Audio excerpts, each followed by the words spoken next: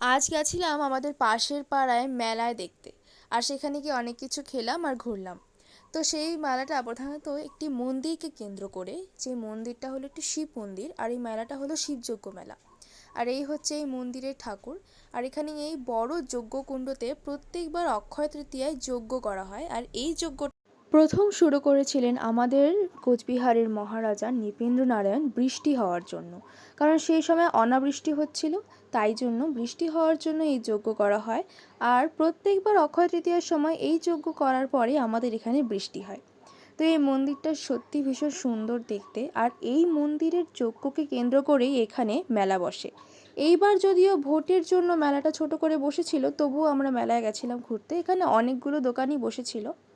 তো দোকানে এখানে সমস্ত ধরনের কিছু কিছু কেনাকাটা করার পরে আমি প্রথমেই চলে গেলাম ফুচকা খেতে, কারণ মেলায় এসে ফুচকা খাওয়াটা তো ম্যান্ডেটরি।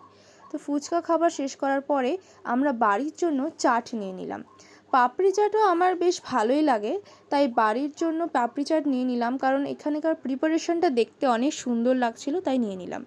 এরপর আমার ভাইও ক্যান্ডি ফ্লস খেতে খুব চাইছিল, তাই জন্য একটা ক্যান্ডি ফ্লসও কিনে নিয়ে নিলাম। আর এখন যেহেতু খুবই গরম, তাই আইসক্রিম ছাড়া তো আর চলছিলই না, তাই জন্য সবাই মিলে আইসক্রিম কিনে নিলাম। এরপরে বাড়িতে চলে আসলাম। পাপড়ি চাটগুলো দেখতে তো ভীষণ সুন্দর লাগছিল, আর এগুলো খেতেও ভীষণ ভালো হয়।